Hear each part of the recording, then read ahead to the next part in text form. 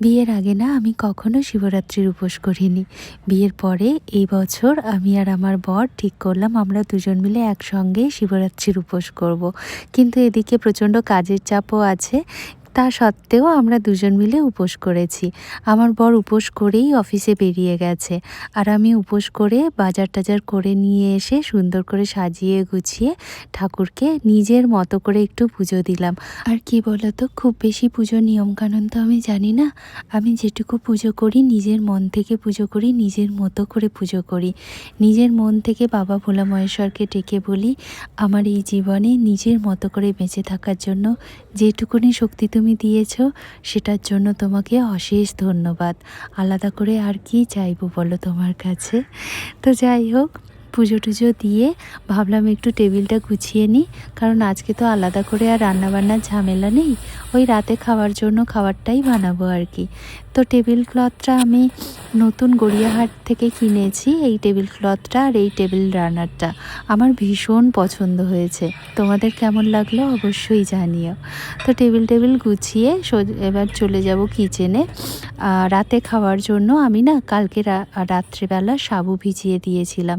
একটু সাবুর খিচুড়ি বানাবো আর সঙ্গে একটু সাবুর পকোড়াও বানাবো। কারণ উপোস করে থাকলে না একটু চটপাটা না হলে ঠিক ভাল লাগে না। তো পকোড়াটা বানানোর জন্য একটু মিষ্টি আলু সিদ্ধ করতে বসিয়ে দিয়েছি। এই যে দেখো, ভেজানো সাবুগুলো একদম ফুলে গেছে। তো সাবুগুলো নিয়ে নিচ্ছি। অর্ধেকটা নেব আমি পকোড়া বানানোর জন্য, আর অর্ধেকটা সাবুদানার খিচুড়ি বানাবো। এবার এই সাবুগুলোর মধ্যে একটু চিনে বাদামের কুচো দিয়ে দিলাম, গোলমরিচ আর জিরে দিয়েছি, আর কাঁচা লঙ্কা আর আদাটা আলাদা করে আমি মিক্সিতে ব্লেন্ড করে রেখেছিলাম, সেটাই দিয়েছি। এবার একটু নুন দিচ্ছি, দিয়ে আলুগুলো দিয়ে নিলাম। এবার একটু ধনেপাতা কুচি দিলাম আর দেব লেবুর রস। লেবুর রস দিলে এটা খুব টেস্টি হয়, কারণ উপোসের পরে মুখটা পুরো শুকিয়ে থাকে, তো একটু চটপাটা না হলে একদম ভাল লাগে না। তো এবারে এগুলো শেপ করে নিয়ে আমি এয়ার ফ্রায়ারে বসিয়ে দিচ্ছি। 20 মিনিট অয়েল ব্রাশ করছি, একটু সর্ষের তেল দিয়ে অয়েল ব্রাশ করে দিলাম এক পাটটা 20 মিনিট হলে উল্টে দিয়ে আবার অন্য পাটটা 20 মিনিট করে নিলেই ব্যাস রেডি হয়ে গেছে আমার টেস্টি পকোড়া। তোমরা এটা অয়েলে ফ্রাইও করে নিতে পারো। আমি ডিপ ফ্রাইটা একটু অ্যাভয়েড করি, খুব একটা খাই না, সেই জন্য অয়েল ব্রাশ করে এয়ার ফ্রায়ারে বসিয়ে দিয়েছি।